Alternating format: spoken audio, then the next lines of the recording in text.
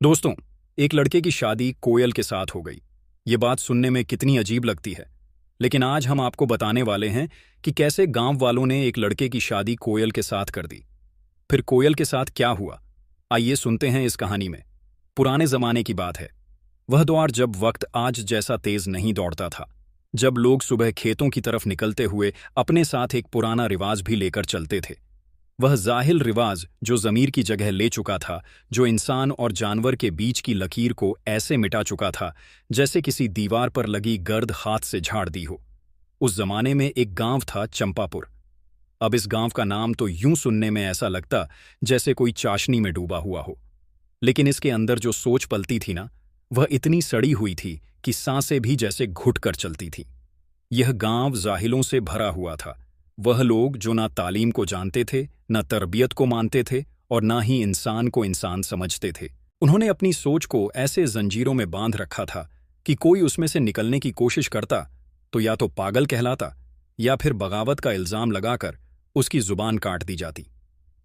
चंपापुर के लोग एक अजीब सी रस्म निभाते थे, जिसे उन्होंने अपनी दादी नानी के जमाने से सुना था और अपनी औलाद पर ऐसे थोप दिया था जैसे किसी गरीब की थाली में बची खुची रोटी फेंक दी जाए। ये लोग अपने बेटों और बेटियों की शादी पहले किसी जानवर से करवा देते थे, सिर्फ एक रात के लिए। फिर अगले दिन धूमधाम से इंसान से शादी होती और उनका यह मानना था कि अगर ऐसा किया जाए तो उस बच्चे की शादी के बाद सिर्फ बेटे ही पैदा होंगे, बेटियां नहीं, क्योंकि उनके लिए बेटा तो इज्जत था और बेटी बोझ। उनका रिवाज उनके मुताबिक इतना पक्का था कि कोई इस रिवाज को तोड़ने की कोशिश भी नहीं करता था। उनका कहना था, पहले जानवर से शादी फिर इंसान से रिश्ता, यही नुस्खा है बेटे पैदा करने का। और यही सोच बन चुकी थी चंपापुर की पहचान। गांव में ये जुल्म हर घर में हो रहा था। कभी किसी लड़की को एक बंदर के साथ बिठा दिया जाता। वह घूंघट में कांपती औरतें उसके हाथ में हल्दी की थाली थमा देती और मर्द ढोलक की थाप पर जश्न मनाते। कभी किसी लड़के को पकड़कर बंदरियां के आगे बैठा दिया जाता। कोई पूछने वाला नहीं होता कि उसके सीने में जो धड़क रहा है वह क्या इंसान का दिल है या किसी फालतू रस्म की चक्की में पिसता हुआ गोश्त का टुकड़ा। किसी की शादी बकरे से, किसी की बिल्ली से, यह सिलसिला चलता रहता। उन जानवरों को सजाया जाता, माला पहनाई जाती और उन्हें दूल्हा दुल्हन बना दिया जाता। मगर जिस्मों के अंदर जो इंसान थे वह तो उस दिन से मरना शुरू कर देते थे जब उन्हें पता चलता था कि उनकी बारी आने वाली है। गांव वाले इस सब में बेहद खुश रहते। उन्हें लगता था कि वह कोई बहुत बड़ा काम कर रहे हैं। औरतें ढोलक पर गा रही होती, मेरी बिटिया अब बहू बन गई, और उधर उस बिटिया की आंखों में सिर्फ एक सवाल होता, क्या मेरी कोई कीमत नहीं? क्या मैं सिर्फ बेटा पैदा करने के लिए हूं? लड़के भी चुप रहते, मगर उनके होठों की खामोशी में जबान से ज्यादा चीखें दबी होती। कोई इंसान नहीं सुनता, क्योंकि यह गांव उस तरह का था जहां आवाजें सिर्फ तब मानी जाती थीं जब वह ढोल की थाप में घुल जाए। इसी माहौल में एक रोज उस गांव में एक अजनबी दाखिल हुआ। एक बूढ़ा मुसाफिर, लाठी के सहारे चलता हुआ, सफेद पगड़ी में लिपटा हुआ, थके कदमों से चलता हुआ एक बुजुर्ग, जिसे बाद में लोग हकीम साहब कहने लगे। वह दूर दराज से आया था। कहा जाता था कि उसने जिंदगी भर सफर किया था, एक शहर से दूसरे शहर, एक गांव से दूसरे गांव, लोगों का इलाज करता हुआ, दर्द सुनता हुआ और दवा बांटता हुआ। लेकिन इस बार उसका सफर उसे चंपापुर ले आया, एक ऐसा गांव जहां जख्म खुले थे मगर किसी को मरहम की तलब नहीं थी। हकीम साहब अकेले नहीं थे, उनके साथ थी एक बहुत बड़ी, बहुत ही खूबसूरत कोयल। लेकिन यह कोयल वैसी नहीं थी जैसी आमतौर पर दरख्तों पर बैठी नजर आती है। यह कुछ और ही थी। इसका कद आम कोयलों से दुगना था। उसका रंग हल्का मटमैला काला था, मगर उसकी गर्दन पर एक चमकदार सफेद लकीर थी। उसकी आंखें इंसानी आंखों जैसी थीं, गहरी, भीगी भीगी और ऐसी कि देखने वाला देर तक देखता ही रह जाए। उसकी चोंच हल्की नीली थी और जब वह पर फैलाकर उड़ती तो लगता जैसे कोई परछाई हो। उसकी आवाज आम कोयल की कुहू कुहू जैसी नहीं थी। उसमें कोई और ही बात थी, जैसे किसी औरत ने किसी औरत को दिलासा दिया हो, जैसे किसी बच्ची ने नींद में मां को पुकारा हो। उसकी बोली सीधी दिल पर असर करती थी। जब गांव वालों ने हकीम साहब के साथ उस कोयल को देखा तो सब ठहर गए। औरतें खिड़कियों से झांकने लगीं, बच्चे पास आकर हकीम साहब को घेरने लगे और कई जवान लड़कों की आंखों में आंसू आ गए। बिना किसी वजह के, बिना किसी आवाज के, बस कोयल को देखकर उनके दिल जैसे कांपने लगे थे और हकीम साहब यह सब देखकर चौंक गए। वो सोचने लगे, यह लोग मेरी कोयल को ऐसे क्यों घूर रहे हैं और ये लड़के यह रो क्यों रहे हैं। उन्हें कुछ समझ नहीं आ रहा था। उन्होंने एक लड़के से पूछा, भी बेटा क्या हुआ, क्यों रो रहे हो। मगर लड़का चुपचाप पीछे हट गया, जैसे उसके पास कोई जवाब ही ना हो। हकीम साहब ने भी ज्यादा ध्यान नहीं दिया। उन्होंने कोयल के सर पर हल्का सा हाथ फेरा और आगे बढ़ गए। गांव के किनारे पर एक बहुत बड़ा पेड़ था, पुराना, फैला हुआ, घना और शांत। उसके नीचे ठंडी मिट्टी थी और हवा में थोड़ी राहत थी। हकीम साहब ने वहीं अपना झोला रखा, लाठी जमीन पर टिकाई और पेड़ से पीठ लगाकर बैठ गए। कोयल ने उड़कर उसी पेड़ की एक ऊंची शाख पर जगह बना ली। हकीम साहब ने आंखें मूंदी और बोले, थक गई होगी तू भी, चल अब थोड़ा आराम कर ले। कोयल ने जैसे उनकी बात समझ ली हो, वो चुपचाप बैठ गई। मगर उसकी आंखें अब भी पूरे गांव को देख रही थीं, गहराई से, किसी सवाल, किसी याद, किसी दर्द की तरह। थोड़ी देर उस पुराने पेड़ की ठंडी छांव में आंखें मूंद कर बैठने के बाद जब हकीम साहब ने गर्दन सीधी की और आंखें खोलकर आसमान की तरफ देखा तो धूप अब धीरे धीरे पीली होती जा रही थी। हवा में शाम की थकावट उतरने लगी थी और परिंदे अपने घोंसलों की तरफ लौट रहे थे। कोयल अब भी उसी ऊंची डाल पर बैठी थी, मगर उसकी गर्दन हल्की सी नीचे थी, जैसे वह भी सफर की थकावट महसूस कर रही हो। हकीम साहब ने गर्दन घुमाकर उसे देखा और धीमे से बोले, बहुत दूर से आए हैं हम आज, सुबह से कुछ खाया नहीं, पेट भी तो इंसान ही है, कब तक सब्र करेगा। तुझे भी भूख लगी होगी, मुझे भी, चलो ऐसा करते हैं, इन गांव वालों से खाना मांग कर देखते हैं, अगर किसी ने दे दिया तो बैठकर 2 निवाले बांट लेंगे। इतना कहकर हकीम साहब उठे, लाठी थामी और झोले की डोरी कस ली। कोयल फुर्र से उड़कर उनके कंधे पर आ बैठी। वह अब साथ साथ गांव की गलियों की ओर बढ़ने लगे। चंपापुर की गलियां वैसे तो संकरी थीं, मगर उस वक्त अजीब सी खामोशी फैली हुई थी। हकीम साहब एक एक घर के सामने रुकते दरवाजे पर दस्तक देते और बड़ी तमीज से कहते, आदाब मुसाफिर हूं, कुछ खाने को मिल जाए तो बहुत मेहरबानी होगी। मगर जवाब हर बार एक ही होता। दरवाजा थोड़ा सा खुलता, अंदर से कोई औरत झांकती, उसकी आंखें सीधी हकीम साहब को नहीं बल्कि उनके कंधे पर बैठी कोयल को ताकती, फिर दरवाजा बंद हो जाता। बिना एक लफ्ज के कोई कुछ न कहता, मगर आंखों में जैसे कोई पुरानी जानी पहचानी बेचैनी होती, जैसे उस कोयल में कुछ ऐसा था जो लोगों को डरा रहा था। औरतें खिड़कियों से झांक रही थीं, कोई अपनी चादर ठीक कर रही थी, कोई अपनी बेटी को पीछे खींच रही थी, मगर सबकी निगाहें उस कोयल पर ही जमी हुई थीं। गली में अब कुछ नौजवान लड़के भी नजर आने लगे थे, दीवारों से टिके हाथों में लाठियां, कोई बीड़ी सुलगा रहा था, कोई मिट्टी में उंगली से लकीरें खींच रहा था। मगर सबकी आंखें एकटुक उसी कोयल पर। कोई कुछ बोलता नहीं था, मगर उनके चेहरे पर वह हैरानी और बेचैनी तैर रही थी जो कभी एक तस्वीर देखकर आती है जो दिल से जानी पहचानी लगती हो, मगर दिमाग उसे पहचान ना सके। हकीम साहब एक एक दरवाजे पर दस्तक देते रहे, मगर कोई भी खाना देने को राजी नहीं हुआ। पूरा गांव जैसे एक अजीब सी उलझन में बंद हो गया था। अब तो यह आलम था कि हर घर के दरवाजे खुल चुके थे और उनके बाहर औरतें खड़ी थीं, चुप, मगर नजरों से जैसे तफ्तीश कर रही हो।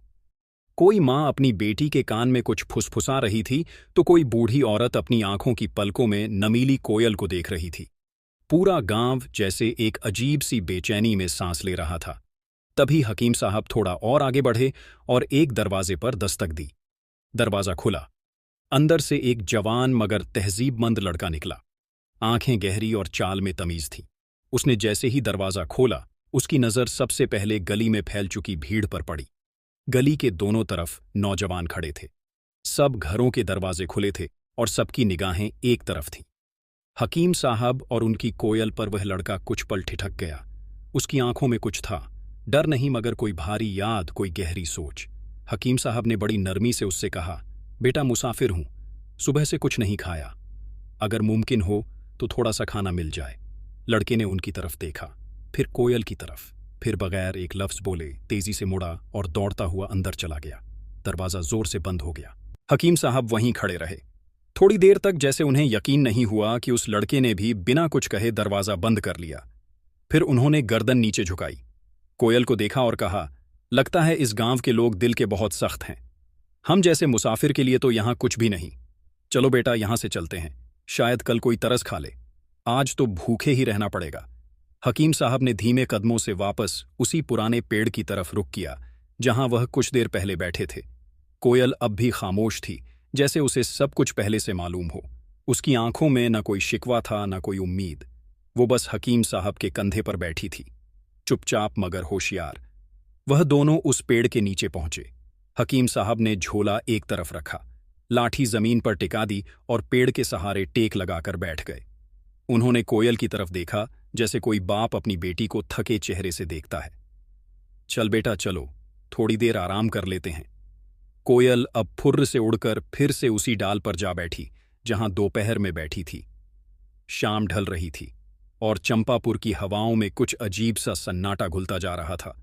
रात का वक्त हो चुका था। अंधेरा धीरे धीरे पूरी जमीन पर बिछ गया था।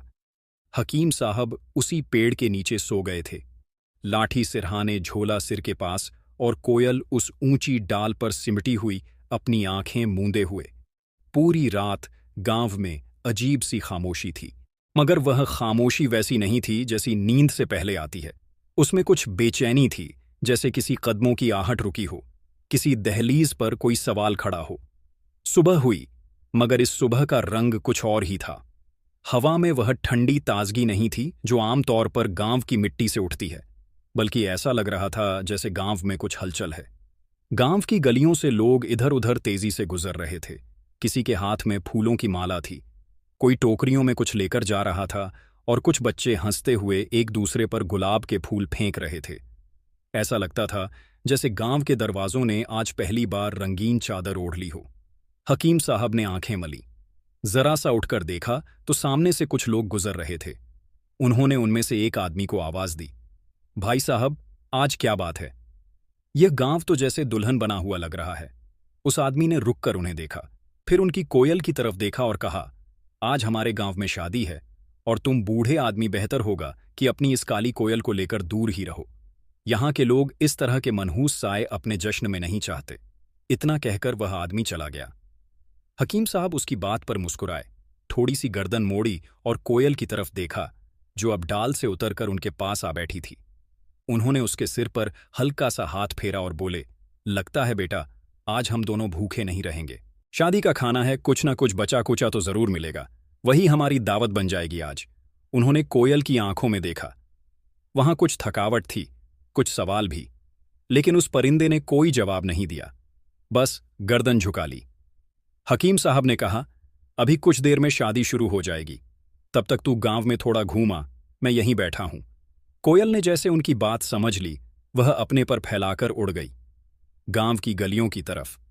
वह कोई आम उड़ान नहीं थी, उसमें एक ठहराव था, जैसे कोई परिंदा हवा में नहीं सोच में उड़ रहा हो।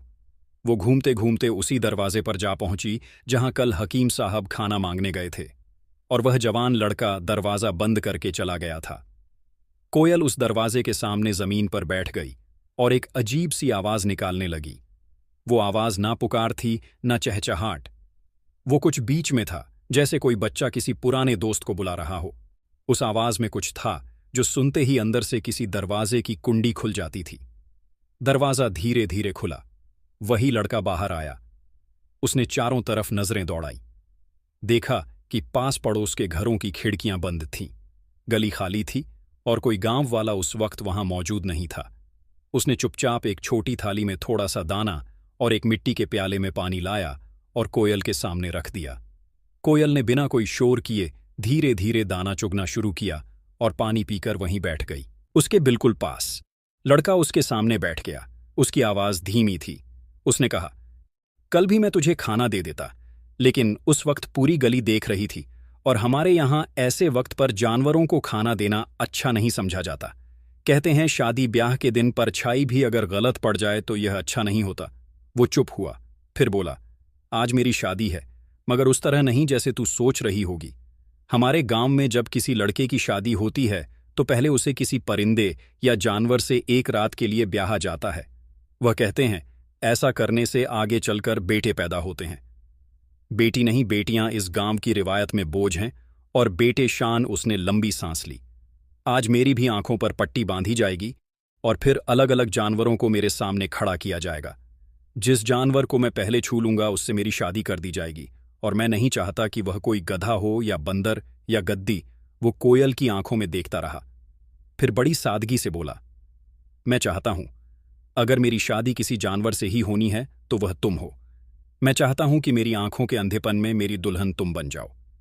कोयल उसकी बात सुनती रही। उसकी पलकें जरा भी नहीं हिली, न उसने सर हिलाया, न कोई फड़फड़ाहट की। बस बैठी रही चुपचाप। मगर उसकी आंखों में अब एक ठंडी सी चमक थी। लड़का धीरे से उठा और कहने लगा, अब जाना होगा, घर में तैयारियां हो रही होंगी। उसने दरवाजा खोलते हुए एक बार फिर कोयल की तरफ देखा और घर के अंदर चला गया। कोयल वहीं कुछ देर बैठी रही, फिर पर फैलाए और उड़कर वापस हकीम साहब के पास उसी पेड़ के नीचे आ गई। कोयल और हकीम साहब उसी पेड़ के नीचे बैठे थे। हवा में अजीब सी खामोशी थी, मगर वह खामोशी टिकती। कहाँ है इस गांव में? तभी उनके कानों में आवाजें आने लगीं। पहले दूर से धीमी धीमी, फिर करीब आती हुई, फिर बिल्कुल पास। लोग कह रहे थे, चलो चलो अपने जानवर मैदान में इकट्ठा करो, देर हो रही है, सब जानवर एक जगह जमा करो। हर गली से एक शोर उठने लगा, जैसे किसी मेले की शुरुआत हो रही हो। कोई बकरी पकड़कर ला रहा था, कोई मुर्गा, कोई गधा खींच रहा था, कोई अपनी बिल्ली को टोकरे में रखकर ले जा रहा था। हर तरफ अफरा तफरी, हर दरवाजे से कोई ना कोई जानवर निकलता दिख रहा था। एक ऐसा मंजर जो हकीम साहब ने पहले कभी नहीं देखा था, और शायद ना ही कभी देखा जाना चाहिए था। हकीम साहब ने अपनी कोयल की तरफ देखा, उसका सिर थपथपाया और बोले, चलो बेटा, चल के देख लें, आखिर माजरा क्या है। वह उठे, लाठी उठाई, झोला कंधे पर रखा और कोयल उनके साथ साथ उड़ी। वह दोनों उसी घर की तरफ बढ़े जहां से कोयल ने दाना पानी खाया था। जब वह वहां पहुंचे तो उन्होंने देखा कुछ लोग एक लड़के को खींचते हुए जा रहे थे, और वह लड़का रो रहा था। आंखों में आंसू, कपड़ों पर शादी का लिबास, वहीं जो गांव की रस्मों में दूल्हों को पहनाया जाता था। वही लड़का जिसने सुबह कोयल को अपने हाथों से खाना खिलाया था, जिसके दिल में शायद अभी कुछ नरमी बाकी थी, उसे मैदान की तरफ ले जाया जा रहा था, जहां गांव के सारे जानवर जमा थे। कोई चुपचाप खड़ा था, कोई बांधा हुआ था, कोई जमीन पर बैठा था, और इंसानों का हुजूम उन्हें घेर कर खड़ा था। हकीम साहब ने लोगों के बीच से रास्ता बनाते हुए आगे बढ़ने की कोशिश की। उनकी आंखों में सवाल था, और सवाल तब और गहरा हुआ जब उन्होंने देखा कि गांव का सरदार वहीं खड़ा था, सिर ऊंचा, गुस्से में अपने 2-3 गुर्गों के साथ। हकीम साहब ने पूछा, भाई ये सब क्या हो रहा है? तो सरदार ने उनकी तरफ देखा, आंखें तरेरी और बोला, हकीम, तू यहां क्या कर रहा है? तुझसे कब से कह रहे हैं, यह गांव तेरा नहीं। तू यहां मुसाफिर बन के आया तो मुसाफिर की तरह रह। हमारे रस्मों में दखल देने की जरूरत नहीं है। इससे पहले कि मैं अपने आदमी बुलाऊं और तुझे बाहर निकलवाऊं, निकल जा। कब से देख रहा हूं तू हमारी गली में घूम रहा है, हमारी औरतों के सामने से गुजरता है, हमारे लड़कों से बातें करता है। तुम्हारा मकसद क्या है? हकीम साहब ने गहरी सांस ली। कोयल अब भी उनके कंधे पर थी, चुपचाप मगर सजग। उन्होंने सरदार की तरफ देखा और बड़े इत्मीनान से बोले, मैं तो यही सोच रहा था, तुमने पूरे गांव के जानवर इकट्ठा कर लिए, मगर एक कोयल नहीं है। तुम ऐसा करो, इसे भी शामिल कर लो। बाकी के जानवरों के साथ सरदार थोड़ा ठिठका, फिर अपने आदमी की तरफ देखा और बोला, चलो ठीक है, एक कोयल रह भी गई थी, ले आओ इसे भी मैदान में। किसी ने सोचा नहीं, किसी ने टोका नहीं। अब कोयल भी उन जानवरों में शामिल हो चुकी थी। उधर लड़के की आंखों पर पट्टी बांधी गई। गांव की भीड़ औरतों और मर्दों से भरी हुई थी। कुछ बुजुर्ग लोग पान चबाते हुए खड़े थे, औरतें बच्चों को गोद में लिए तमाशा देख रही थीं, और नौजवान लड़कों की निगाहें इस पूरे मंजर को घूर रही थीं। सब कुछ जैसे खेल था, और दांव पर किसी की जिंदगी लगी थी। लड़का आगे बढ़ाया गया, उसके हाथों को धीमे से थामे हुए उसके कानों में कुछ फुसफुसाया गया, जिस जानवर को छुओगे वही तुम्हारी दुल्हन होगा। लड़के के कांपते हाथ आगे बढ़े धीमे धीमे और फिर रुक गए। उसका हाथ सीधा जाकर कोयल के सिर पर लगा। गांव वालों ने सीटी बजाई, ढोलक बजा, तालियां पीटी। मुबारक हो, कोयल को चुना है इसने, अब यही होगी दुल्हन। और उसी वक्त रस्में पूरी कर दी गई। लड़के की शादी कोयल से कर दी गई। ना किसी को ताज्जुब हुआ, ना किसी ने सवाल किया। गांव वाले अब धीरे धीरे अपने अपने घरों की तरफ लौटने लगे। किसी की गोद में फूलों की टोकरी थी, किसी के कंधे पर रस्मों की थकावट। कोई हंसता हुआ जा रहा था, कोई सिर लटकाए। हकीम साहब वापस अपने उसी पेड़ की तरफ लौट गए, लाठी टिकाई और थके हुए चेहरे के साथ चुपचाप बैठ गए। वो कुछ नहीं बोले, बस आसमान को देखा जैसे कोई पुराना किस्सा फिर से दोहराया गया हो। और उधर लड़का उस कोयल को अपने दोनों हाथों से थामे बहुत आहिस्ता से, बहुत सलीके से अपने घर की तरफ चल पड़ा।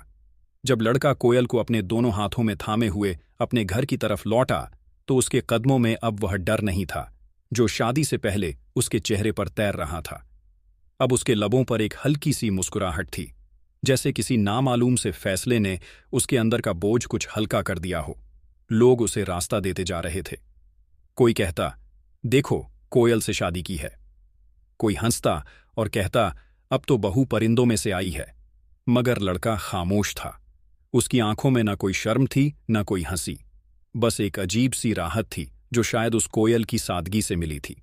घर पहुंचकर उसे अंदर ले जाया गया।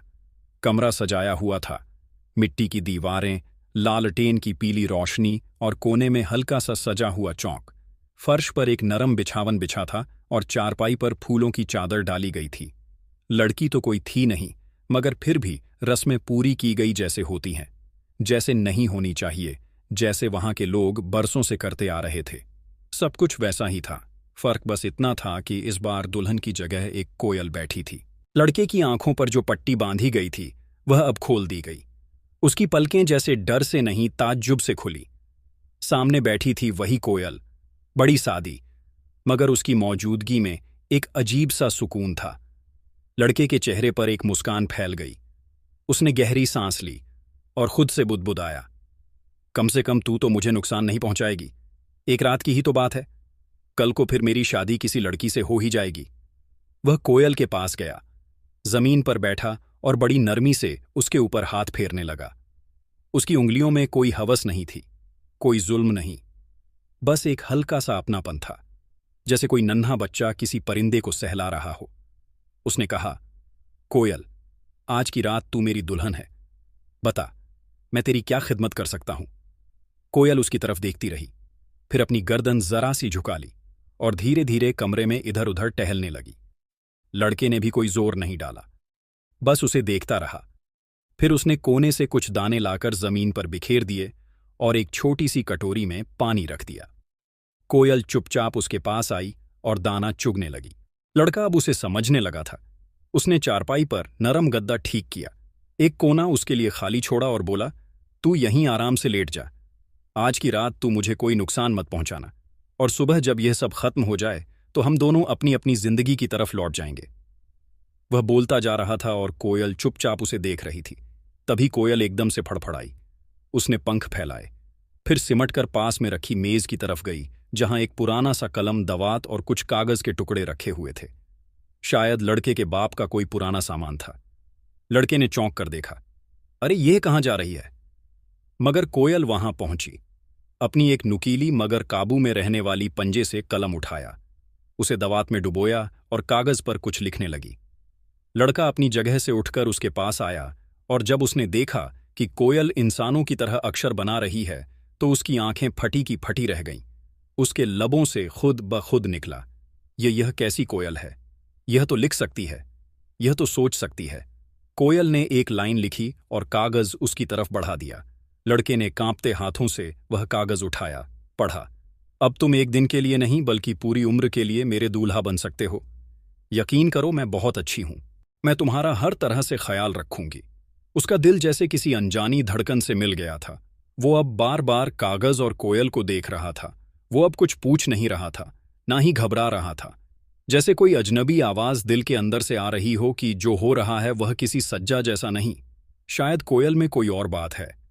रात गुजरती रही, कोयल कागजों पर कुछ न कुछ लिखती रही, कभी अपनी जिंदगी के बारे में, कभी अपने अकेलेपन के बारे में, कभी लड़के की आंखों की सच्चाई के बारे में। और लड़का हर कागज को जैसे अपनी जिंदगी की तरह पढ़ता रहा। वो लड़का अब पहले जैसा नहीं था। उसकी आंखों में अब वह बेचैनी नहीं थी जो जानवर से शादी से पहले होती है। अब उसकी नज़रों में एक ठहराव था और लहजे में एक फैसले की गूंज। उधर गांव में अजीब सी हलचल थी। जैसे ही सुबह की धूप घरों की दीवारों पर पड़ी, हर गली से लोग उसी एक घर की तरफ निकलने लगे जिस घर में कल एक लड़के की शादी कोयल से कर दी गई थी। घर के बाहर भीड़ जमा होने लगी थी। कुछ औरतें अपने बच्चों को लेकर आई थीं, कुछ मर्द सर पर कपड़ा रखे खड़े थे। नौजवान लड़के दीवारों से टिके तमाशा देख रहे थे और गांव का सरदार अपने खास आदमियों के साथ चुपचाप वहीं आ खड़ा हुआ था, आंखों में ताव और लहजे में गुर्राहट। हकीम साहब भी पहुंच चुके थे। लड़का अब कोयल के साथ कमरे से बाहर आया। वो कोई मजबूर इंसान नहीं लग रहा था, ना ही शर्माया हुआ कोई लड़का, बल्कि ऐसा जैसे उसके सीने में अब खुद कोई अपना बैठा हो। कोयल उसके पास थी, बिल्कुल सादी, बिल्कुल खामोश, मगर उसकी आंखों में वहीं रात वाली नमी तैर रही थी। गांव के सरदार ने आगे बढ़कर कहा, अब तुम आजाद हो। अब तुम किसी भी लड़की से शादी कर सकते हो।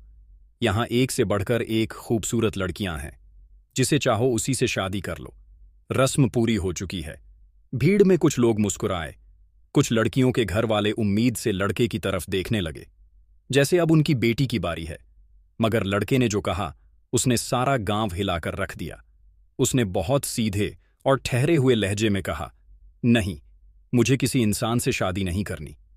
मैं इस कोयल के साथ ही रहना चाहता हूं। यही मेरी बीवी है और मैं इसकी शादी नहीं तोड़ूंगा। सरदार की आंखों से जैसे आग निकलने लगी। वो चीखा, क्या बकवास कर रहा है तू? ये सब क्या नौटंकी है? तूने इस कोयल से शादी की थी सिर्फ एक रात के लिए, और अब कहता है कि इसे बीवी बनाए रखेगा। वह हकीम साहब की तरफ मुड़ा और दहाड़ा, तुमने क्या किया है बूढ़े? क्या जादू कर दिया है इस लड़के पर? तुम्हारा यहां आने का क्या मकसद था? तुम्हारे साथ ये काली कोयल, और अब यह लड़का भी बगावत पर उतर आया है। यह हमारे गांव की परंपरा को तोड़ रहा है। हकीम साहब खामोश खड़े रहे, ना सफाई दी ना बहस की। बस उनकी नजरों में एक अजीब सी सुकून भरी चुप्पी थी। सरदार गुस्से में कांपने लगा। आज तक ऐसा नहीं हुआ इस गांव में। जानवर से शादी सिर्फ रस्म होती है, उसे निभाना नहीं होता है। मगर इसने तो उस जानवर को अपनी बीवी बना लिया है। अब अगर यह किसी लड़की से शादी नहीं करेगा तो इस गांव की इज्जत मिट्टी में मिल जाएगी। लड़का अब भी अड़ा रहा। वो बोला, मैं किसी लड़की की जिंदगी बर्बाद नहीं करूंगा। मैं इस कोयल के साथ खुश हूं। इसने मुझे समझा, मुझसे बात की, मुझे अपनाया। अब मैं किसी और के साथ जबरदस्ती रिश्ता नहीं बनाऊंगा। सरदार ने अपने लोगों की तरफ इशारा किया, फिर पूरे गांव की तरफ देखा। ये बगावत है, ये रिवाज के खिलाफ है, ये हमारे खानदानों की बेइज्जती है। ये लड़का अब इस गांव में नहीं रह सकता। गांव के बड़े बूढ़ों ने एक जगह खड़े होकर फैसला किया, अगर तू इस कोयल के साथ रहना चाहता है तो इस गांव को छोड़ना होगा। तुझे हमारे बीच रहने का कोई अधिकार नहीं। जा, निकल जा अपनी उस कोयल और उस बूढ़े हकीम के साथ जिनकी वजह से तूने हमारे रिवाज को लात मारी है। लड़का खामोश रहा। हकीम साहब आगे बढ़े, लड़के के कंधे पर हाथ रखा और बोले, चलो बेटा, इस गांव की मिट्टी में इंसाफ नहीं है। अब हम तीनों को अपने हिस्से की जमीन खुद तलाश करनी होगी। गांव वालों ने उन्हें देखना बंद कर दिया, रास्ता दे दिया, मगर उन रास्तों में अब ना इज्जत बची थी ना मोहब्बत। तीनों को जैसे कोई मुजरिम समझा गया हो। एक बूढ़ा, एक लड़का और एक बोलती हुई खामोश कोयल। अब वह तीनों, हकीम साहब, लड़का और कोयल, गांव से बाहर निकाले जा चुके थे। पीछे रह गया चंपापुर, अपनी घिसी पिटी रस्मों, बंद दिमागों और सड़ी हुई सोच के साथ। कच्चा रास्ता था, धूल उड़ रही थी, पैर के नीचे छोटे छोटे पत्थर चुभते जा रहे थे। गर्मी ज्यादा नहीं थी, लेकिन थकावट अब पैरों से होते हुए कंधों तक चढ़ने लगी थी। 3 साएं उस वीरान पगडंडी पर धीरे धीरे बढ़ रहे थे। एक बूढ़ा, एक जवान लड़का और उसके पीछे पीछे चलती एक काली, भारी भरकम मगर खामोश कोयल। तीनों की चाल में अब गांव जैसी कोई जल्दबाजी नहीं थी, सिर्फ एक अजीब सा इत्मीनान था, जैसे अब डरने को कुछ बचा ही नहीं। कुछ दूर चलने के बाद लड़का रुक गया। हकीम साहब की तरफ देखा और कहा, बाबा, एक बात पूछूं आपसे? हकीम साहब रुके, लाठी जमीन पर टिकाई और बोले, पूछो बेटा। लड़का बोला, ये जो कोयल है ना, आप इसके बारे में जानते हैं क्या? मतलब ये कौन है? ये बाकी परिंदों जैसी नहीं है। ये सोचती है, लिखती है, समझती है। क्या आप कुछ जानते हैं इसके बारे में? हकीम साहब ने लंबी सांस ली। उनकी आंखें जैसे धुंधली हो गईं। उन्होंने कोयल की तरफ देखा जो जमीन पर बैठी अपनी चोंच साफ कर रही थी। फिर बोले, बेटा, अब जब तूने पूछ ही लिया है तो सुन। उनकी आवाज धीमी थी, मगर हर लफ्ज जैसे कोई पुराना राज खोलने जा रहे थे। मैं कोई मामूली हकीम नहीं हूं। मैं बादशाह सलामत के महल का हकीम हूं। कई सालों से उनकी खिदमत कर रहा हूं। दवाओं का इलाज हो या थकावट, हर चीज के लिए वह मुझे ही बुलाते हैं। एक बार की बात है, बादशाह सलामत अपने सिपह सालारों के साथ शिकार पर निकले थे। घना जंगल था, दूर दूर तक सन्नाटा, परिंदे भी जैसे सांस रोककर बैठे हों। शिकार करते करते बादशाह थक गए तो एक पेड़ के नीचे बैठ गए। अकेले बाकी लोग थोड़ी दूर पर थे। उसी वक्त एक भेड़िया, एक खूंखार भेड़िया घास में से दबे पांव चला आया, बिल्कुल धीरे धीरे, जैसे उसका शिकार तय हो। और वह शिकार कोई और नहीं बल्कि हमारा बादशाह था। लेकिन उसी जंगल में यह कोयल भी मौजूद थी, किसी ऊंची डाल पर बैठी, मगर नींद में नहीं। उसकी निगाहें बादशाह की तरफ थीं। जैसे ही भेड़िया झपटने वाला था, यह कोयल अचानक पंख फैलाकर नीचे उतरी और सीधा भेड़िए की एक आंख पर ऐसा वार किया, ऐसा चोंच मारा कि उसकी एक आंख फूट गई। भेड़िया बौखलाया, चीखा। तभी बादशाह को भनक लगी। उन्होंने पीछे पलटकर देखा तो देखा कि एक कोयल और भेड़िया आपस में भिड़े हुए हैं। फौरन बादशाह ने तलवार निकाली और भेड़िए का वही काम तमाम कर दिया। जब भेड़िया गिरा तो बादशाह ने पहली बार इस कोयल को गौर से देखा। यह कोई आम परिंदा नहीं था। इसके परों में अलग चाल थी, आंखों में जुबान और चाल में समझदारी। बादशाह ने कोयल की गर्दन पर हाथ फेरा और कहा, तू अब मेरे साथ चलेगी। और यूं यह कोयल उनके साथ महल आ गई। हकीम साहब अब लड़के की आंखों में देख रहे थे। लड़का चुपचाप सुनता रहा। हकीम साहब फिर बोले, महल में आकर यह कोयल वैसे नहीं रही जैसे जंगल में थी। इसने अजीब अजीब हरकतें शुरू कर दी। शहजादियों के कमरों में जाकर उनके आईनों को देखती रहती, बादशाह की गद्दी पर जाकर बैठ जाती, महल के दीवान खाने में उड़ती नहीं थी, टहलती थी, और सबसे बड़ी बात यह अपने एक पंजे से लिखती थी, इंसानों की तरह कलम पकड़ती थी, दवात में डुबोती थी और साफ साफ लफ्ज लिखती थी। कई बार बादशाह खुद हैरान हो जाते थे। उन्होंने मुझे बुलाया और कहा, हकीम, इस कोयल को लेकर किसी दूर जगह जाओ, इसका कोई इलाज निकालो। कुछ तो समझ आनी चाहिए कि यह है क्या। हकीम साहब की आवाज में अब थकावट थी, मगर बात पूरी करनी थी। अब मैं इस कोयल को लेकर सफर पर निकला। कई जगहों पर गया, हर जगह से खाली लौटा। लेकिन जब इस गांव में दाखिल हुआ तो देखा, यहां तो और ही रंग है। इंसानों की शादियां जानवरों से कराई जा रही हैं। और फिर तेरी शादी इस कोयल से हो गई, मगर तू अलग निकला। तूने शादी तोड़ने से इनकार कर दिया, जबकि सबको तोड़ना पड़ती थी। लड़का चुप रहा। हकीम साहब ने आखिर में कहा, अब बेटा, हम बादशाह के महल की तरफ लौटते हैं। वहीं जाकर शायद पता चले कि अब आगे क्या होगा, कौन है यह, और इसका लिखने का मकसद क्या है। तीनों के कदम अब धीमे हो चुके थे। करीब 2 दिन का लंबा, थकाऊ और खामोश सफर तय करने के बाद जब वह तीनों, हकीम साहब, लड़का और कोयल, बादशाह के महल के बड़े फाटक तक पहुंचे तो पहरेदारों ने उन्हें देखते ही फौरन अंदर भेज दिया। महल की फिजा में सन्नाटा था, लेकिन वह सन्नाटा उस बेचैनी से भरा था जो किसी छुपे हुए सवाल का होता है। खबर पहले ही पहुंच चुकी थी कि हकीम वापस आ रहे हैं, और साथ में कोई अजीब और गरीब बात लेकर। जब बादशाह सलामत ने उन्हें दरबार में देखा, खासकर उस लड़के को जो दूल्हे के लिबास में कोयल के साथ खड़ा था, तो उनकी आंखें हैरानी से फैल गईं। उन्होंने हकीम साहब को इशारा किया, हकीम साहब, पूरा माजरा बताइए। यह क्या तमाशा है? यह लड़का कौन है? यह कोयल फिर से मेरे महल में क्यों आई है? और यह शादी जैसा लिबास क्या है? हकीम साहब ने धीरे धीरे सारी कहानी बता दी। कैसे गांव में जानवरों से शादी की रिवायत चल रही थी, कैसे इस लड़के को जानवरों के बीच खड़ा किया गया, कैसे उसका हाथ कोयल पर जा पड़ा, और कैसे उसकी शादी इस कोयल से हो गई।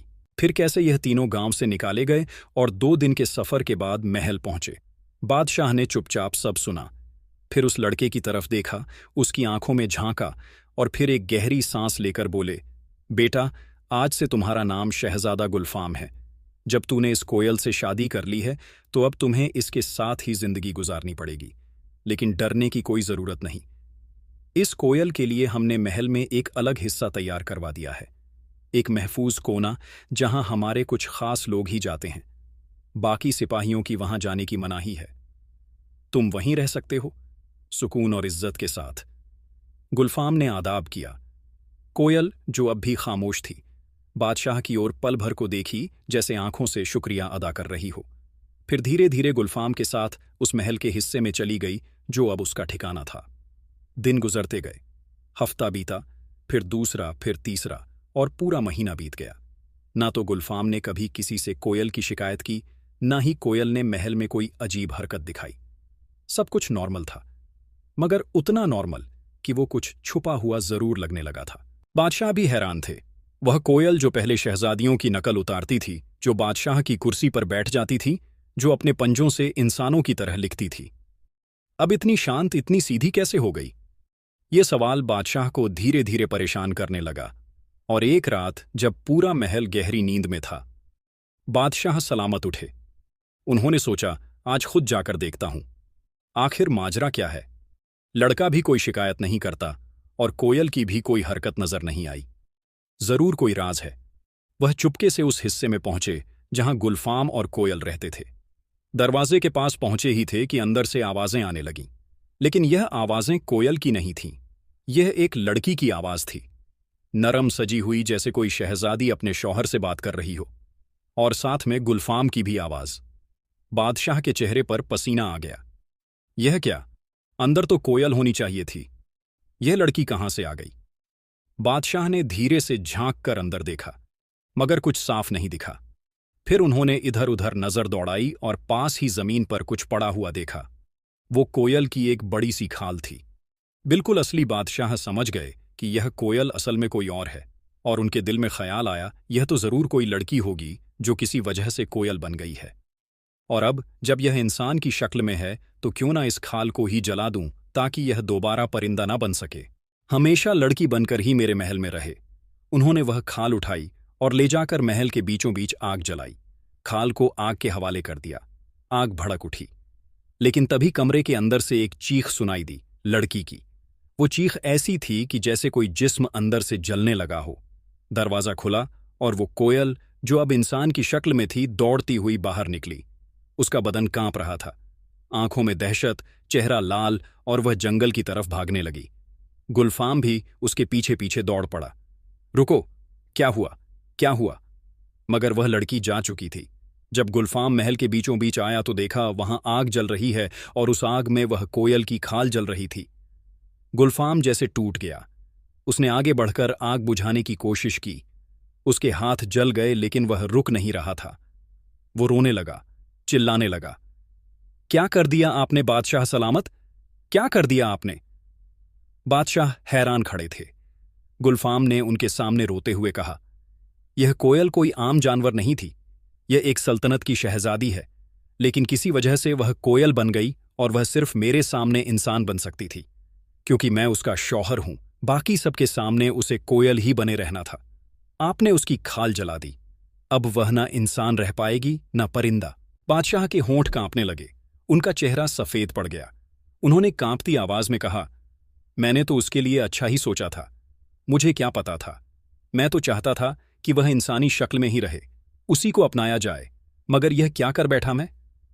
गुलफाम जमीन पर बैठ गया, आंखों में आंसू, सीने में दर्द, और उसकी आंखों के सामने बस वो जलती हुई खाल थी। इस बात को एक दिन गुजर गया। महल की दीवारों पर चुप्पी उतर आई थी। सूरज तो चढ़ा हुआ था, लेकिन उसके उजाले में कोई रौनक नहीं थी। हर कोई अपने अपने काम में लगा हुआ था, मगर उनकी चाल में सुस्ती और आंखों में थकावट थी, जैसे रात की कोई चीख अब तक दीवारों पर दर्ज हो। शहजादा गुलफाम सीधा बादशाह के पास पहुंचा। बादशाह सलामत तख्त पर बैठे थे, मगर उनका चेहरा बुझा हुआ था। ताज तो था सर पर, लेकिन आंखों से उतर चुका था। हाथों में अंगूठी थी, मगर उंगलियों में हरकत नहीं। चेहरे से रौब नहीं, अफसोस झलक रहा था। गुलफाम ने धीरे से कहा, बादशाह सलामत, अगर आप इजाजत दें तो मैं उस शहजादी को ढूंढना चाहता हूं जो कोयल बनी हुई थी और जिसकी खाल आपने जला दी। बादशाह ने गुलफाम की तरफ देखा। आंखें सूनी थीं। कुछ पल खामोश रहे, फिर भारी सांस लेकर बोले, बेटा, तू उसे कहाँ ढूंढेगा? ना उसके पंख हैं अब, ना पहचान, ना नाम, ना निशान। वो किस शक्ल में है, किस जंगल में है, किस दर्द में है, कुछ नहीं मालूम। गुलफाम की आंखों में अजीब सी जिद थी। वो पीछे हटने को तैयार नहीं था। उसकी सांसों में जैसे कोई वादा बसा हुआ था। बादशाह ने उसे कुछ देर देखा, फिर कहा, ठीक है, अगर तेरा दिल मानता है कि तू उसे ढूंढ सकता है तो जा, मैं तेरे साथ हूं। गुलफाम ने जरूरी सामान लिया। एक छोटी सी थैली, पानी का बर्तन, कुछ सूखे मेवे, एक चादर, एक चाकू, और घोड़े पर सवार होकर निकल पड़ा। वह नहीं जानता था किस तरफ जाना है। कोई नक्शा नहीं था, कोई नाम नहीं, कोई मंजिल नहीं। बस एक प्यार था और एक याद जो उसकी धड़कनों में जिंदा थी।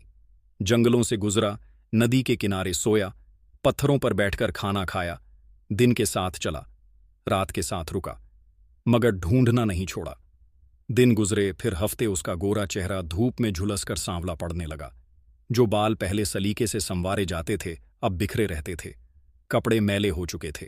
जिस्म कमजोर होता जा रहा था, मगर उसकी आंखों में एक तस्वीर अब भी साफ थी, उस शहजादी की जो सिर्फ उसके सामने इंसान बन सकती थी, बाकी दुनिया के लिए कोयल ही रहती थी। पूरा 1 महीना गुजर गया, लेकिन कोई सुराग नहीं मिला। फिर एक दिन वह एक पेड़ के नीचे बैठा हुआ था, थका हुआ, टूटा हुआ। तभी पेड़ की डालियों पर बैठा एक तोता और तोती आपस में बात कर रहे थे। उनकी आवाजें इंसानों जैसी साफ थीं। तोते ने कहा, क्या तुम्हें पता है, फरगान मुल्क की शहजादी बहुत बीमार है। उसका आधा जिस्म जल चुका है और वह अब किसी को पहचानती भी नहीं। दिन रात तड़पती रहती है, ना खाती है ना पीती है। गुलफाम की गर्दन अचानक उठी। उसका दिल धड़कने लगा। उसने तोते की बात ध्यान से सुनी। तोती ने पूछा, क्या इसका कोई इलाज नहीं है? तोता बोला, हाँ है। जंगल में एक जड़ी बूटी है जो अगर पीसकर उसके जख्मों पर लगाई जाए तो उसे आराम मिल सकता है, मगर वो बूटी सिर्फ एक खास जगह पर उगती है, गहरी सूखी जमीन पर काले कुआं के पास, और उसे ढूंढना आसान नहीं। इतना कहकर वह दोनों परिंदे उड़ गए, लेकिन गुलफाम वहीं नहीं रुका। उसने फौरन उठकर जंगल के अंदर जाना शुरू कर दिया। हर झाड़ी उलटी, हर पत्थर हटाया, कांटों में हाथ छिला, मगर वह रुका नहीं। उसे सिर्फ वह बूटी चाहिए थी जो उस शहजादी की सिसकियों को सुकून दे सके। घंटों की तलाश के बाद आखिरकार उसे वह कुआं मिल गया और जड़ी बूटी मिल गई। वो जमीन से उसे समेटकर अपने कपड़े में लपेटता रहा। उसका दिल धड़क रहा था, जैसे उसकी सांसें किसी और की जान से जुड़ी हों। अब वह सीधा फरगान मुल्क की तरफ रवाना हो गया, जहां एक आधी जली हुई शहजादी दर्द में बेसुध थी। 3 दिन का लंबा सफर, धूल से भरे रास्ते, कांटों से भरी झाड़ियां और थकन से भारी कदम। मगर जब शहजादा गुलफाम की नज़र फरगान मुल्क के ऊंचे बुर्जों पर पड़ी तो उसकी आंखों में फिर से चमक लौट आई। उसकी धड़कन तेज हो गई, जैसे उसका कोई बिछड़ा हुआ साथी उसे मिलने वाला हो। वह बगैर रुके सीधा महल पहुंचा। बादशाह सलामत तख्त पर बैठे थे, चेहरे पर शिकन, माथे पर उदासी, जैसे कोई बाप अपनी बीमार बेटी की एक झलक के लिए भी किसी से झगड़ चुका हो। गुलफाम ने कहा, बादशाह सलामत, मैंने सुना है आपकी शहजादी बीमार है, और अगर आप इजाजत दें तो मैं उनका इलाज कर सकता हूं। बादशाह ने नजरें उठाईं। सामने एक सादा सा लड़का, मैले कुचैले कपड़े, झुलसा हुआ रंग, मगर आवाज में एक अजीब सी तसल्ली थी। बादशाह ने पूछा, तुम कौन हो? गुलफाम बोला, मैं एक हकीम हूं, जंगलों में रहता हूं, परिंदों की जबान समझता हूं और जड़ी बूटियों का इलाज जानता हूं। बस आप मेरे साथ एक हकीम औरत को लगा दीजिए ताकि पर्दे का लिहाज रहे, फिर मैं इलाज शुरू कर दूंगा। बादशाह ने कुछ पल सोचा। इतने बड़े हकीम शहजादी को ठीक नहीं कर सके। यह बेजान सा लड़का क्या कर लेगा? मगर हालात ऐसे थे कि इनकार का कोई मतलब नहीं रहा। बादशाह ने सर हिलाया। ठीक है, तुम्हें 30 दिन का वक्त मिलता है। गुलफाम ने इलाज शुरू कर दिया। दिन बीते, हर सुबह वो तय वक्त पर आता। हकीम औरत की मौजूदगी में शहजादी के जख्मों पर वह खास जड़ी बूटी से बनी दवा लगाता, फिर घंटों बैठकर चला जाता। धीरे धीरे शहजादी के जख्म भरने लगे। उसका चेहरा फिर से निखरने लगा। सांसों की टूटन धीमी हुई। दर्द की चीखें अब बस सिसकियों में रह गई, मगर आंखें अब भी बंद थीं। 29 दिन बीत गए। शहजादी का जिस्म अब पहले जैसा नाजुक और सादा दिखने लगा था, मगर आंखें अब भी नहीं खुली थीं। 30वें दिन गुलफाम सुबह सुबह आया। उसने वहीं आखिरी मरहम लिया, बड़ी मोहब्बत से शहजादी के जख्मों पर लगाया। कुछ पल ठहरा, फिर उठकर बादशाह के पास गया और कहा, आज शाम तक शहजादी ठीक हो जाएंगी। बादशाह कुछ कहता उससे पहले ही लड़का चुपचाप चला गया। ना कोई इनाम मांगा, ना कोई नाम बताया, ना शुक्रिया लिया, ना सिफारिश मांगी। बादशाह कुछ पल उसे जाते हुए देखता रहा, फिर खुद से बुदबुदाया, ये कौन था? इलाज भी कर गया और बिना कुछ लिए चला भी गया। शाम हुई तो शहजादी की आंखें खुल गईं। पूरे 2 महीने बाद वो आंखें, जो कभी सिर्फ अपने शौहर के सामने खुलती थीं, अब उस बाप को देख रही थी जिसने उसकी तड़पती सिसकियों को अपनी छाती में छुपा रखा था। बादशाह भागा भागा शहजादी के पास गया। उसकी आंखों में खुशी, हैरत और राहत सब घुल मिल गए थे। उसने बेटी का हाथ थामा और बोला, बेटी तू ठीक हो गई, तू ठीक हो गई। शहजादी ने धीमे से पूछा, अब्बा, मेरा इलाज किसने किया? बादशाह थोड़ी देर खामोश रहा, फिर हल्के से कहा, हमें नहीं पता। कोई लड़का था, इलाज किया, दवा दी और चला गया। नाम तक नहीं बताया, कुछ लिया भी नहीं, बस कह गया शाम तक शहजादी ठीक हो जाएगी। शहजादी की आंखें भर आई नहीं, मगर उसने कुछ नहीं कहा। अब शहजादी वापस अपने बाप बादशाह के महल में रहने लगी, मगर दिल के किसी कोने में एक खामोशी घर कर गई थी। एक दिन धूप धीमी धीमी खिड़कियों से अंदर सरक रही थी। शहजादी एक लंबी सांस लेकर बिस्तर से उठी। जिस्म तो अब बेहतर लग रहा था, मगर जिंदगी अब भी अधूरी थी। आंखों में रोशनी तो लौट आई थी, मगर अंदर कहीं एक अंधेरा अब भी पसरा था। वह अंधेरा जो किसी अपने की जुदाई से पैदा होता है। आईने के सामने बैठकर जब उसने खुद को देखा तो मुस्कुराई नहीं, बल्कि सिर्फ एक सवाल मन में गूंजा, क्या गुलफाम मुझे अब भी याद करता है? अचानक वो बेचैन सी हो गई। सारे दिन की थकावट के बावजूद दिल को करार नहीं आया। वो पलंग से उठी, पंखे की डोरी खींची और फौरन अपने कमरे से बाहर निकली। महल के बड़े से दालान में आकर उसने अपने वफादार सिपाहियों को आवाज दी। उनके सामने आकर बस इतना कहा, मैं थोड़ी देर के लिए टहलने जा रही हूं। बाबा जान को बता देना कि मैं जल्द वापस आ जाऊंगी। सिपाही बोले, जो हुक्म शहजादी, और फिर बिना कोई वक्त जाया किए वह सीधी अपने पुराने महल की तरफ निकल पड़ी। अपने कुछ सिपाहियों के साथ जहां कभी एक कोयल की आवाज में रहती थी, उधर गुलफाम अब भी अपने महल के एक कोने में उसी बाघ के पेड़ के नीचे बैठा रहता था, जहां हर शाम वो और उसकी कोयल दुल्हन बातें किया करते थे। वो पेड़ जिसके पत्तों ने उनकी हंसी को छुआ था, अब बस गुलफाम की तन्हाई की सिसकी सुनते थे। इलाज करके जब वह फरगान से लौटा था, तब भी किसी से कुछ नहीं कहा था। सिर्फ एक अंगूठी ले आया था, और उस अंगूठी के साथ अपने सारे राज भी। अब वो किसी से नहीं मिलता, किसी से कुछ नहीं कहता, बस रोज उसी बाग में जाकर खामोश बैठा रहता, कभी कोयल की आवाज सुनने की उम्मीद में, कभी अपनी मोहब्बत की वापसी की उम्मीद में। शहजादी का काफिला जब पुराने महल के पास पहुंचा तो दरबानों ने ताज्जुब से उसे देखा। उसका लिबास बादशाहों जैसा था, चाल में रब था, मगर चेहरा वहीं जाना पहचाना, वही सादगी, वही कोयल की सी नरमी। महल में दाखिल होते ही शहजादी सीधा दरबार में पहुंची। बादशाह ने जब नजर उठाकर देखा तो एक पल के लिए दम सा रुक गया। तुम कौन हो? बादशाह ने पूछा। शहजादी ने धीरे से कहा, बादशाह सलामत, मैं वही हूं, वही कोयल जिसकी खाल आपने जला दी थी। एक सन्नाटा छा गया, मगर आपको पता नहीं था कि उस खाल के अंदर कोई जान थी, कोई मोहब्बत थी। आपने गलत नहीं किया, आपको सच नहीं मालूम था, और मैं अब आपसे शिकवा नहीं करती। बस इतना जानना है, मेरा शौहर गुलफाम कहाँ है? बादशाह की आंखें नम हो गईं। वो कांपती आवाज में बोले, वो तो अब भी तुम्हें याद करता है बेटी। महल के पीछे वाले बाग में रोज बैठा रहता है, कभी रोता है, कभी खामोश रहता है, मगर तुम्हारा नाम नहीं भूलता। शहजादी का दिल धक धक करने लगा। वह धीमे कदमों से बाग की तरफ बढ़ी। हर कदम पर कोई याद झूमती चली आ रही थी। वो रास्ता जहां कभी दो लोग, एक कोयल और एक इंसान, एक दूजे की आंखों में दुनिया तलाशते थे, अब वहां फिर से एक कदमों की आहट थी। वह पेड़ अब भी वहीं था, उसके नीचे गुलफाम बैठा था, सर लटकाए, हाथों में कोई सूखी टहनी लिए जमीन पर कुछ नाम उकेड़ता जा रहा था। शहजादी ने कांपती आवाज में पुकारा। गुलफाम लड़का चौंका, उसने गर्दन उठाई, नजरें सामने गईं और वह ठहर गया। तुम कौन हो? लड़के ने धीरे से पूछा। मैं वही हूं गुलफाम, तुम्हारी वही कोयल जिसे तुमने बीवी बनाया था, जिसके साथ तुमने वादा किया था कि हर हाल में साथ दोगे। गुलफाम की आंखें भर आईं। वो उठकर आया, पास पहुंचा, फिर जरा रुका और एकदम से उसे गले से लगा लिया। कोई अल्फाज नहीं बोले गए, सिर्फ दिलों ने बात की। कुछ देर बाद जब दोनों पेड़ के नीचे बैठे तो गुलफाम ने पूछा, तुम ठीक कैसे हुई? शहजादी थोड़ी देर खामोश रही, फिर बोली, मुझे नहीं मालूम। मेरे बाबा ने कहा, कोई लड़का आया था, 30 दिन तक मेरा इलाज करता रहा और फिर बिना कुछ लिए चला गया। गुलफाम ने गहरी सांस ली, कुछ नहीं कहा, बस मुस्कुरा दिया। शहजादी ने अचानक अपनी उंगली देखी और बोली, अजीब बात है, मेरी अंगूठी भी गायब है, शायद वही लड़का ले गया होगा। गुलफाम अब भी मुस्कुरा रहा था, मगर उस मुस्कुराहट में एक राज छुपा था।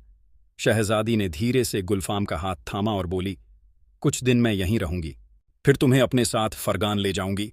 जहां मेरी सल्तनत है, जहां हम दोनों मिलकर जिंदगी की नई शुरुआत करेंगे और बीच बीच में अपने बाबा से मिलने आते रहेंगे।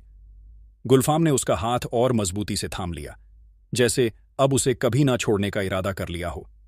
1 महीना गुजर चुका था। शहजादी ने महल में रहते रहते गुलफाम के साथ जिंदगी के हर लम्हे को जैसे फिर से जी लिया था। हर सुबह उसकी आंख खुलती तो गुलफाम की मुस्कुराहट सामने होती। हर रात जब वह सोने जाती तो उसकी हथेली में गुलफाम की उंगलियों का एहसास होता। वह अब समझ चुकी थी मोहब्बत क्या होती है। किसी का ख्याल रखना, किसी के लिए खामोशी से सब कुछ सह जाना और फिर भी जुबान से कुछ न कहना, यही तो उनका प्यार था। जब महीने भर बाद जाने का वक्त आया तो शहजादी गुलफाम का हाथ थामकर सीधे बादशाह के पास गई। बादशाह उस रोज अपने सिंहासन पर कुछ दस्तावेजों में उलझा बैठा था। शहजादी और गुलफाम को एक साथ देखकर उसकी आंखें चमक उठीं। शहजादी ने मुस्कुराते हुए कहा, बादशाह सलामत, अब हमें इजाजत दीजिए। मैं अपनी सल्तनत लौट रही हूं और यह मेरे शौहर हैं।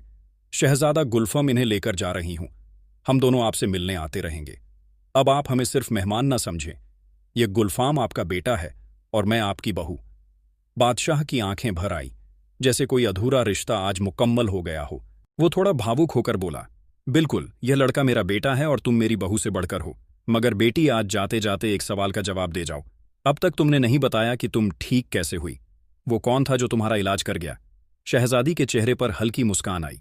फिर अचानक एक उलझन उतर आई। यही तो मैं सोचती हूँ बाबा जान, वो लड़का कौन था जो चुपचाप 30 दिन तक मेरा इलाज करता रहा?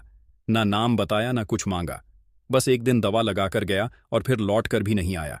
बादशाह ने पूछा, क्या उसने तुमसे कोई चीज ली, कोई पहचान? शहजादी जरा सोचने लगी, फिर हल्के से बोली, मेरे हाथ में एक अंगूठी हुआ करती थी, अब नहीं है, शायद वहीं ले गया होगा।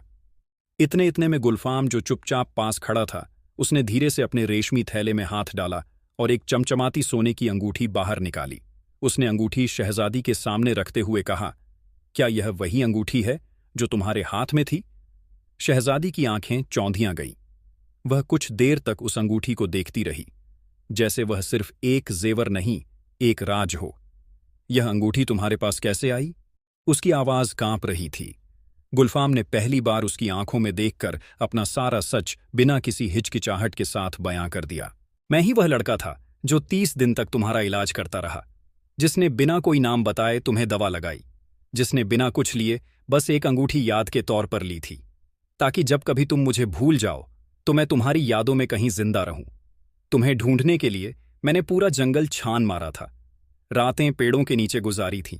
चेहरा धूप से जल गया था, शरीर थक चुका था, मगर दिल में बस एक आस थी कि तुम्हें वापस पा सकूं। फिर एक दिन तोता और तोती की बातों से मुझे पता चला कि तुम कहाँ हो और तुम्हारा इलाज क्या है। बस वहीं से तुम्हारा इलाज मैंने शुरू किया। शहजादी कुछ नहीं कह पाई, बस सर पकड़कर नीचे बैठ गई। आंखों से आंसू बह निकले। वह आंसू दर्द के नहीं थे, बल्कि प्यार के थे कि उसे ऐसा शौहर मिला जो सिर्फ मोहब्बत नहीं करता बल्कि निभाता भी है। वो उठी, गुलफाम के पास आई और धीरे से उसके सीने से लग गई। तुमने मुझे दवा दी गुलफाम, और कभी बताया भी नहीं। गुलफाम ने सिर्फ इतना कहा, मोहब्बत जताई नहीं जाती, निभाई जाती है। बादशाह एक तरफ खड़ा मुस्कुरा रहा था। उसकी आंखों में सुकून था, क्योंकि उसकी बहू और बेटा आज साथ थे। और फिर एक शाही काफिला निकला, जिसमें एक शहजादी और एक शहजादा अपने महल की तरफ लौटे। रास्ते भर गांव के लोग झांक झांक कर देखते रहे, बच्चे फूल फेंकते रहे, और जब वह अपनी सल्तनत पहुंचे तो जश्न मनाया गया। शहजादी लौट आई है। अपने शौहर के साथ लोग कहते, वक्त गुजरता रहा। दोनों एक साथ रहने लगे, सुकून से, मोहब्बत से। और इस तरह एक लड़के की शादी शहजादी से हो गई, जिसकी शादी कभी कोयल के साथ हुई थी। तो प्यारे दोस्तों, यह थी हमारी आज की कहानी। अगर कहानी पसंद आई हो तो इसे लाइक करें, साथ ही करीबी लोगों के साथ इसे शेयर भी ज़रूर करें। नए आने वाले लोगों से दिल से गुजारिश है, हमारे YouTube चैनल को सब्सक्राइब कर ले। मिलते हैं किसी नई वीडियो में। शुक्रिया।